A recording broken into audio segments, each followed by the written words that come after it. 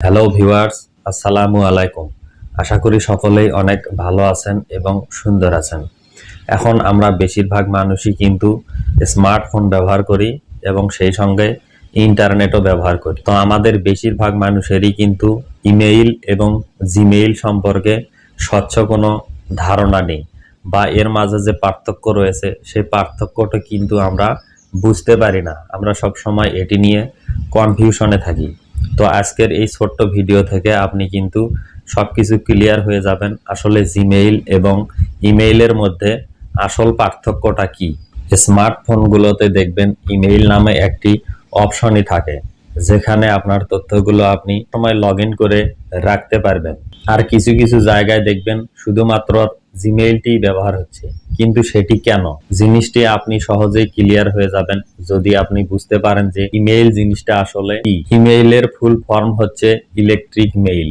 আগের দিনের মানুষ আমরাও কিন্তু দেখেছি যে কোনো তথ্য আদান প্রদান করার জন্য পোস্ট অফিস ব্যবহার করত, বা পোস্ট অফিসের মাধ্যমে চিঠি আদান প্রদান করত।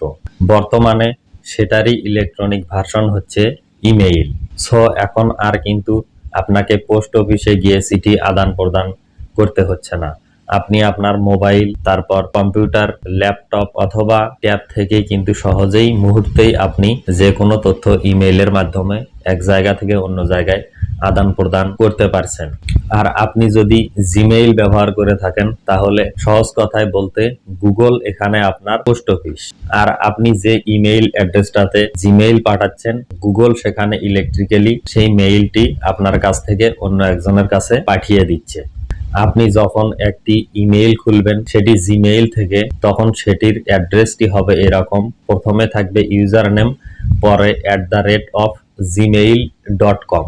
একইভাবে আপনি যদি অন্যান্য ডোমেইন থেকে আপনার ইমেইল খোলেন, যেমন ইয়াহু অথবা মাইক্রোসফট, তাহলে সেই অ্যাড্রেসটি হবে এরকম। প্রথমে ইউজার নেম এবং পরে দেখা যাচ্ছে যে থাকবে @yahoo.com, অথবা প্রথমে ইউজার নেম, শেষে হচ্ছে @hotmail.com।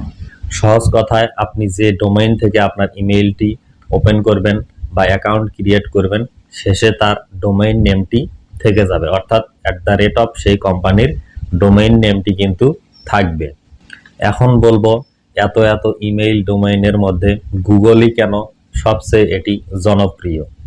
জিমেইল প্রথমে ছিল গুগলে যারা শুরুতে কাজ করত বা সেখানকার যারা এমপ্লয়, তারাই শুধু এটিকে ব্যবহার করত।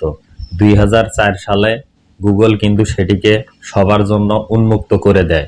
তখন থেকে সবাই কিন্তু ফ্রিতেই গুগলের যে জিমেইল রয়েছে সেটিকে ব্যবহার করতে পারছে।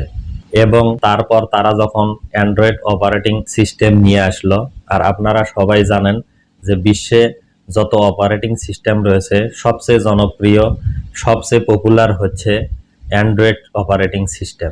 আর অ্যান্ড্রয়েড ফোনে একটি জিমেইল ছাড়া কিন্তু আপনি সেখানে কখনোই লগ ইন করতে পারবেন না। অবশ্যই একটি জিমেইল অ্যাড্রেস কিন্তু সেখানে বাধ্যতামূলক থাকতেই হবে।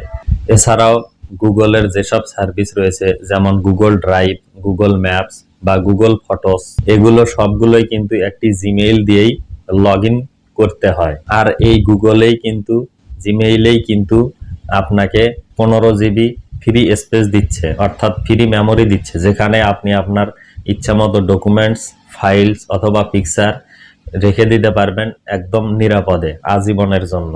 আর এজন্যই কিন্তু জিমেইল বর্তমানে সবচেয়ে বেশি পপুলার বা জনপ্রিয়তা পেয়েছে। এক লাইনে যদি আমি পুরো ব্যাপারটাকে ক্লিয়ার করতে চাই, সেটি হবে এরকম: জিমেইল, ইয়াহু মেইল, হটমেইল, এগুলো সবই কিন্তু ইমেইল, কিন্তু সব ইমেইলই কিন্তু জিমেইল নয়। আশা করি ব্যাপারটি সম্পূর্ণ ক্লিয়ার ভাবে আপনারা বুঝতে পেরেছেন। আর যদি জিমেইল নিয়ে কোনো প্রশ্ন থাকে, যেমন জিমেইল কিভাবে খুলতে হয়, কিভাবে পাসওয়ার্ড পরিবর্তন করতে হয়, কিভাবে ইউজার নেম চেঞ্জ করতে হয়, বা প্রোফাইল পিকচার পরিবর্তন করতে হয়, এই ধরনের যদি কোনো প্রশ্ন থাকে, তাহলে অবশ্যই কিন্তু কমেন্ট করে জানাবেন।